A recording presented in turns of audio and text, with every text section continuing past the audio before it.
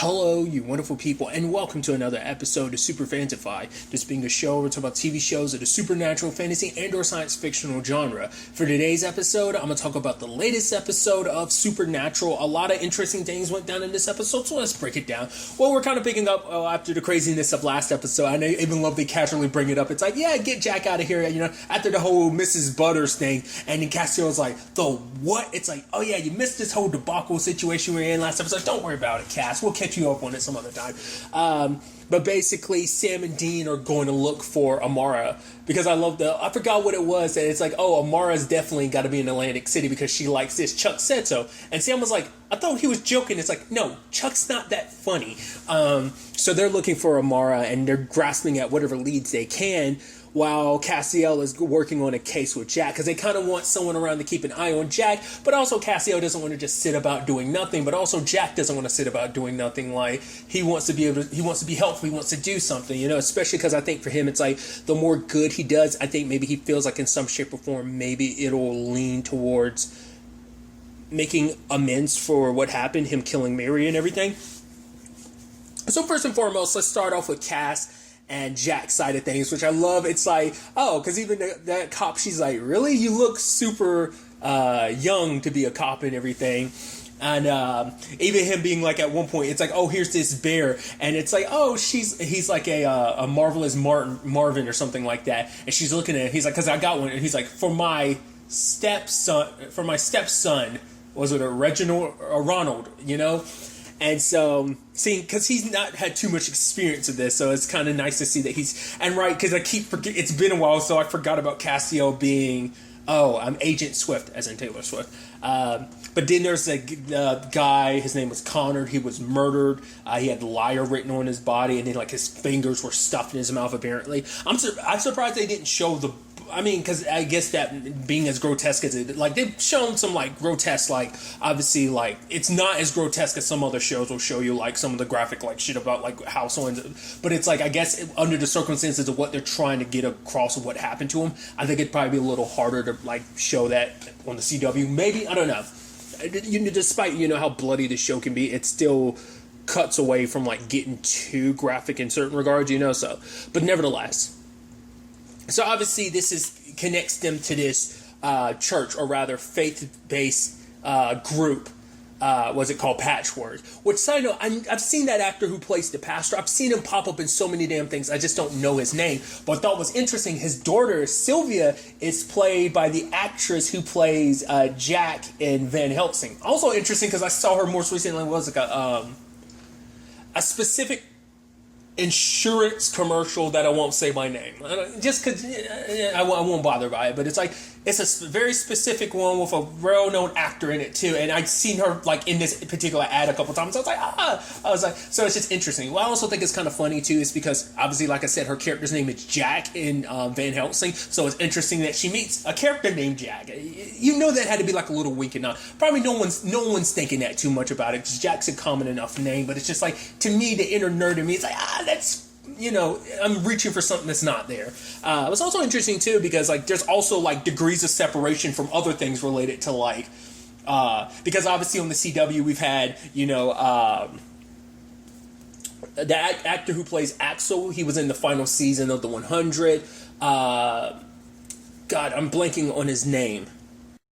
Neil McDonough was in DC's Legends of Tomorrow, who both of them have obviously had connections to, Van Helsing and stuff like that. So it's interesting. But also, like, more directly to this Supernatural is the actress who plays Doc. She was in an episode, I want to say last season, might have been season 13, but I think it was season 14. Like I said, I could be mistaken, but regardless, I'm going on this tangents and stuff like that. But it was interesting, Jack meeting her and everything. And it was just kind of nice, them kind of hitting it off because, like, obviously she talks about the fact is that, like, Connor being dead now, it hits her because it's like, that's someone that, they dated once. So, And obviously, like, you know, she lost her mom a couple years, like 3 years ago. And Jack is like, he understands because he lost his mom, you know. But now he has all these dads, but he feels like he has all these dads that he feels like he's disappointing. And, you know, Sylvia's kind of like, yeah, you know, I kind of get it. Because she's like, her dad's good at being a pastor, but not so good at being a dad. So, because at first this whole thing doesn't seem like it's a supernatural thing. That's why Sam and Dean weren't really too sure about the case. So, and it seems like it's just a killer because they actually meet with a crossroads demon named Zach who's talking in third person. I guess because it's like, well, the last well-known crossroad demon was Crowley, and he had his own pizzazz. It's like, you know, it's Crowley, so, you know, it's like he's got his own thing. But I love that, like, Zach's putting on an accent and everything. It's like, what? And it's like, you know, for him, it's like, you know, without being a crossroad demon, am I? And I love that Cass, being the person who doesn't understand a rhetorical question, literally answers it as being like, oh, you were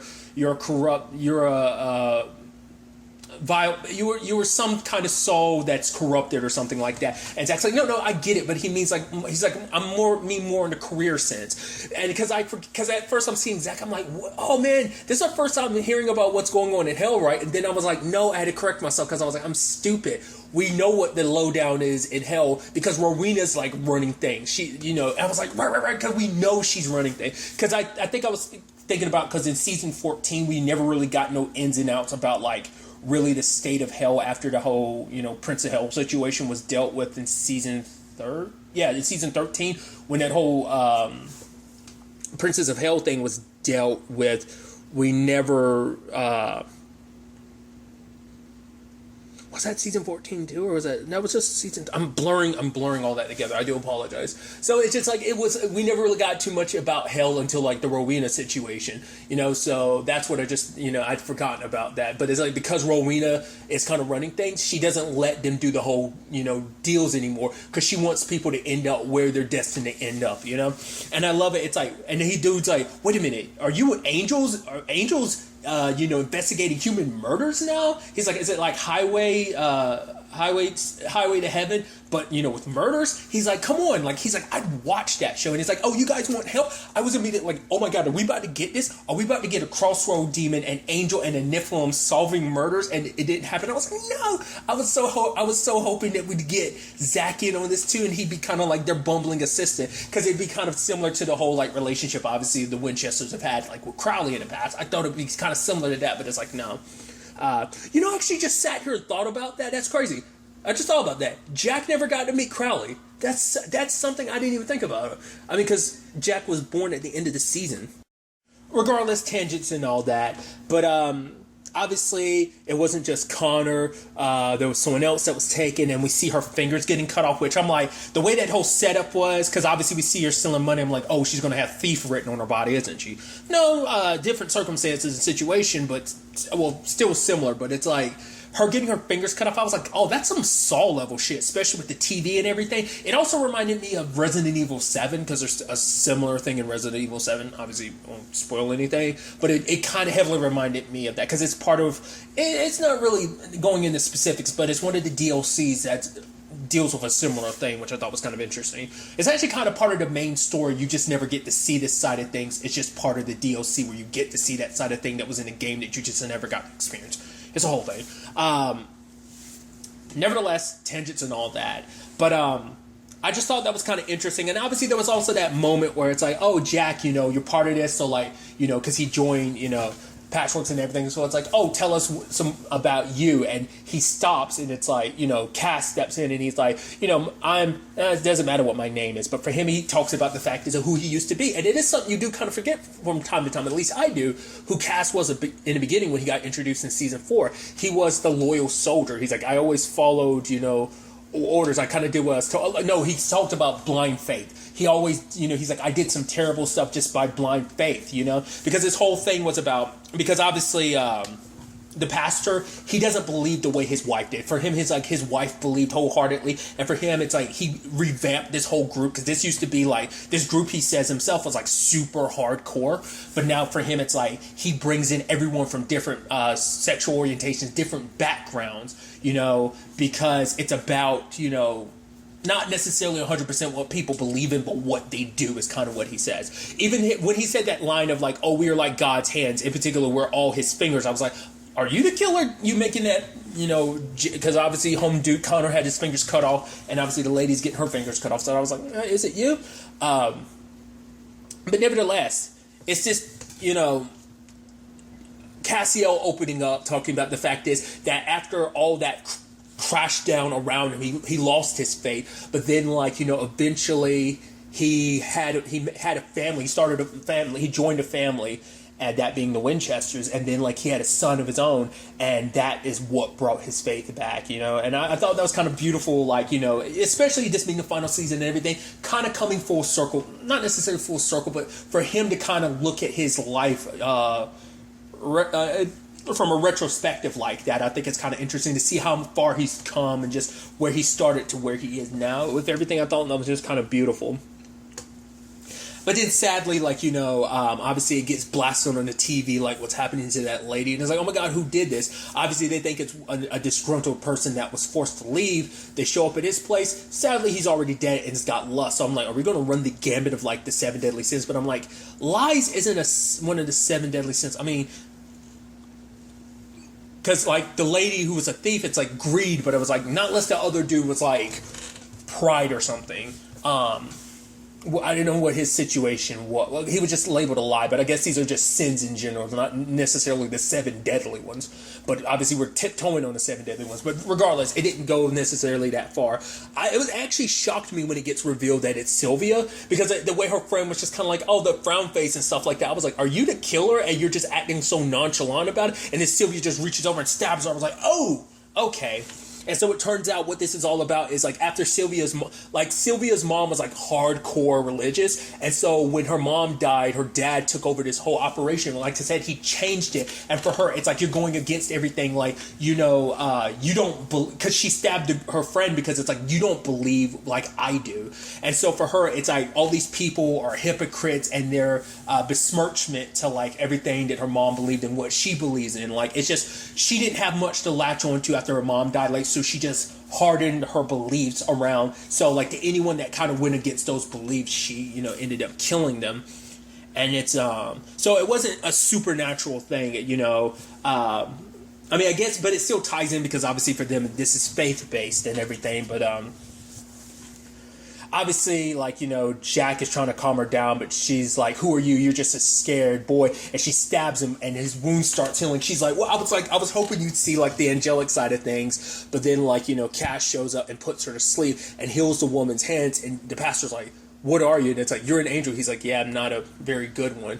And obviously, Sylvia kind of probably still processing what she saw. It's you being the religious person you are, you witnessed 2 angels in front of you, so that's pretty, hardcore. But then we see Crossroad Demon Zach is in the front seat because he's the cop or whatever. I was like, oh, that's interesting. How'd you manage that? Maybe Crossroad Demons are just either he's just impersonating, maybe he was just dressed up as a cop and just slid in there, or maybe because I'm wondering do demons set stuff up like that ahead of time? Do you already have a cop personality and identity set up much like the Winchesters do? I'm wondering what that is. But now it's just kind of sad because because obviously her dad is oh, I'll wait, we'll find a way to get her the actual help she needs. But it's well, Crossroad Zach is kind of wanting to do whatever he wants. Granted, yes, Rowena kind of put a stamp to that, but it's oh no, I'm still going to do my thing. Once again, it's who am I without my position as a Crossroad Demon? So we'll see if anything else comes about that. I don't know if that's something they'll circle back to, considering we're only got a couple of episodes left. I don't know if that's a big enough plot point that they'll do something with. Maybe not. I don't know. Maybe that's just kind of that thing of oh, maybe that story isn't complete, but it's out there in the ether. Stuff still happening with it. At the same time, all of that, because we'll circle back to the Cass and Jack's situation. Well, you know what? Let's go right to it then. I was about to jump to it, but jump away from it. But let's go right ahead. Obviously, Jack ends up confiding in Cass what he's been lying about this entire time, and it turns out what Billy's doing to him is turning him into basically a celestial bomb. It's going to wipe Chuck and Amara out of existence, but it's going to be too much for him to handle. He won't be able to survive it, so he will die. And obviously, Cass is no, we'll find another way. But for him, it's no. He's I'm not going to let you do this, but, for him, it's like, it's my choice. Because for him, you know, it's like, don't tell Sam and Dean because he knows that Sam and Dean will do whatever they can to probably try and stop him. But also, it's like, for him, it's like, this might be my way to make them forgive me. And it's like, that's so heartbreaking that even in this moment, he's still thinking about that. It's like, I can do something good. And also, maybe Sam and Dean can find it in their hearts to forgive me for killing their mom, you know, for killing Mary, you know, because even he regrets it, because it's not just that being their mom. It's like, Mary was good to him, you know, so it's like, of course, it's a sad situation, you know. I thought that was an interesting reveal because I was thinking they were setting it up to make him like, oh, he was going to be the one to replace God, but it makes sense. You don't want anyone to replace God, but it's like, if God does get taken out of the picture, is there going to be anyone that's going to try and step up and do that? But it's like, there's no one powerful enough to do that. So, but nevertheless, something I had wondered about, because I brought this up, because they obviously had this conversation before, but I didn't remember, was about the whole thing of like killing Amara and God is how you balance the universe. Because if you just kill Chuck, the universe is going to be off balance because it's only going to have darkness and not the light to counteract it, that being Chuck. So it's like, you need to kill both to bring some equilibrium so that the entire universe doesn't collapse or implode or whatever. So I didn't remember that. Once again, it's been a while since I've seen like the earlier parts of the season. Let's not forget, it's been a couple months, you know, so. But, you know, with this whole Dean and Sam thing, I think it's interesting because Sam is the one that's the most reserved about doing this. Because for him, it's like, you know, Amara isn't as bad as Chuck is. So for him, he feels a little bad about doing this. But obviously for Dean, it's almost kind of like it is what it is type of situation. She has to be dealt with because that's the only way we can kind of deal with this. Because it's like, we can't go after Chuck alone. But it's like, we're going to be lying to her and everything. He was like, maybe kind of almost like, can we find a different way? And it's like, no, you know.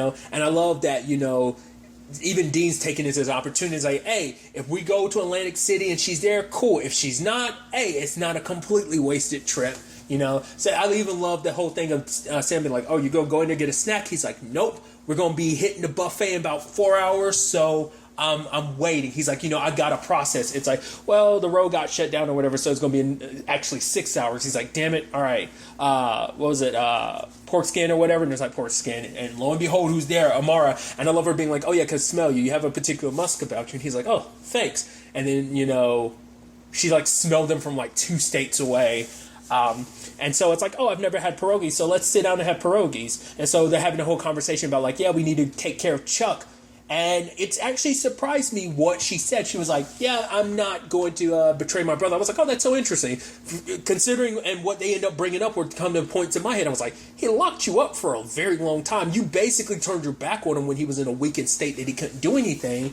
But it's like, for her, it's still a thing of like, that's my brother. I still, despite everything, wouldn't betray him. And it's like, and Dean's like, I get it. And she's like, no, you don't. Which I was like, they do. They're brothers. They're siblings. But it's like, she's like, you think, like, because Death explained it to you like, oh, I was the firstborn. He told you what you needed to hear. It's like, we're basically like twins. We were born at the same time. And when we split apart from each other, the universe was born. So it's like, oh, you two splitting was the Big Bang. It's like, yeah, we were born at the same time. Light and dark. Creation and destruction all at once, you know? So that was kind of interesting, kind of especially kind of putting the insight of making them, which is so interesting, I think. It's not the same thing, but it just makes me think it's interesting because most recently on Lucifer, we got the reveal that Lucifer's brother Michael is his twin. I've never seen anything hint to them being twins. Nothing in this show has ever really hinted to them being twins. So I just thought that was kind of interesting. So them kind of now making it so like, oh, Chuck and Amara are twins kind of reminds me of that a little bit.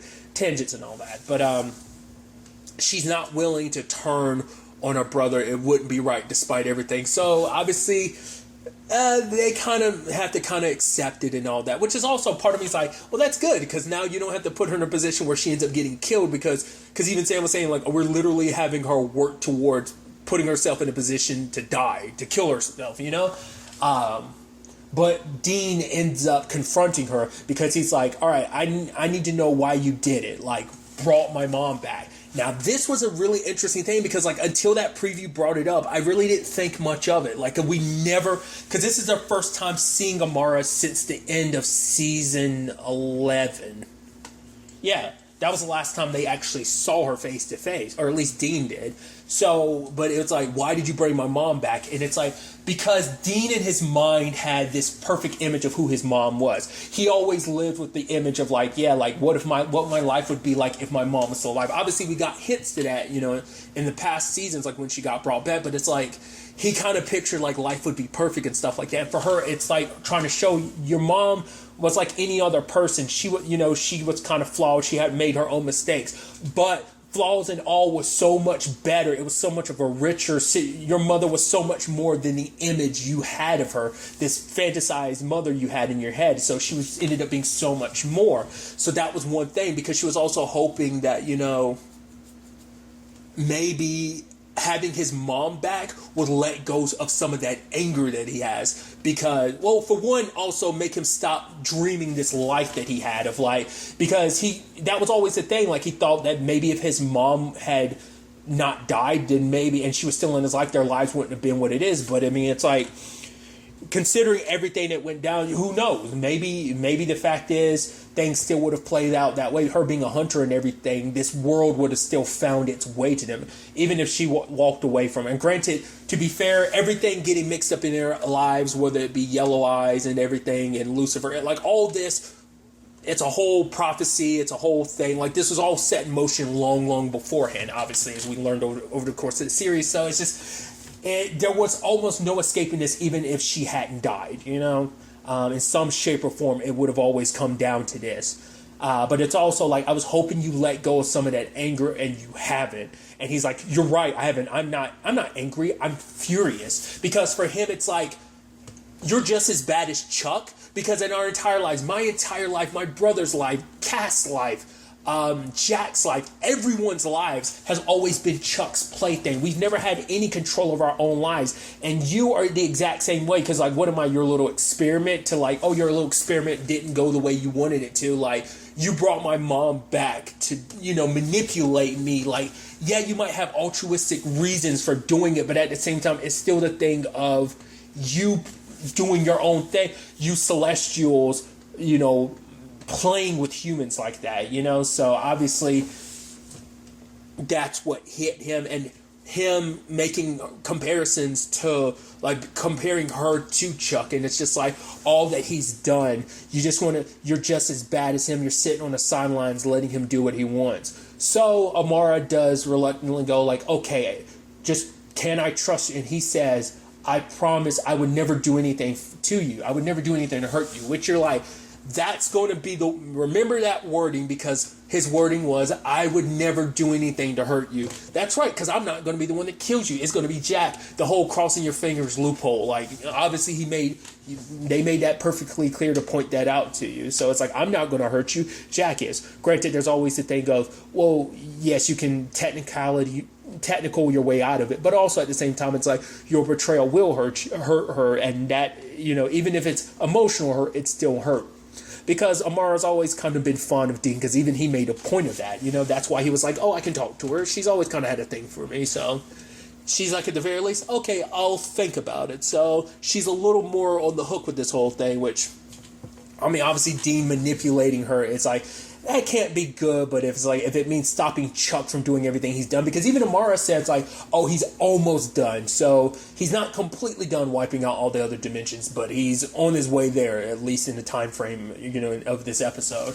But along with all of that, obviously, you know, Castiel ends up trying to find another way, and Dean's like, wait, what are you talking about? He's like, I gotta tell you, you and Sam and Dean, you and Sam need to know this if I don't come back. So he's telling him about Jack, and now the thing is, you know, because obviously, you know, Dean has his reservations about it, but obviously, like, you know, because obviously, like, Castiel being like, I lost you once, I'm not going to lose you again.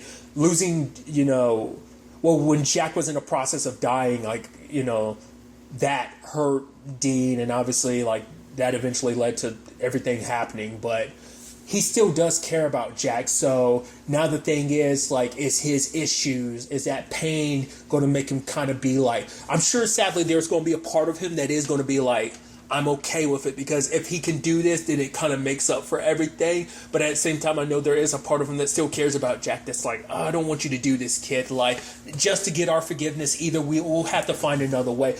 But it might be, Sam might be, let's find another way. Dean might be like, this is the only way, we got to act now. Especially if Amara gives us the go ahead, we need to go at this now. So, especially because this is Billy's plan and everything. So I'm sure she's not going to back away from all this. Let's not forget, there's also the whole thing with the empty as well. It made the whole point that, like, when you're at your happiest, I'm gonna snatch you up.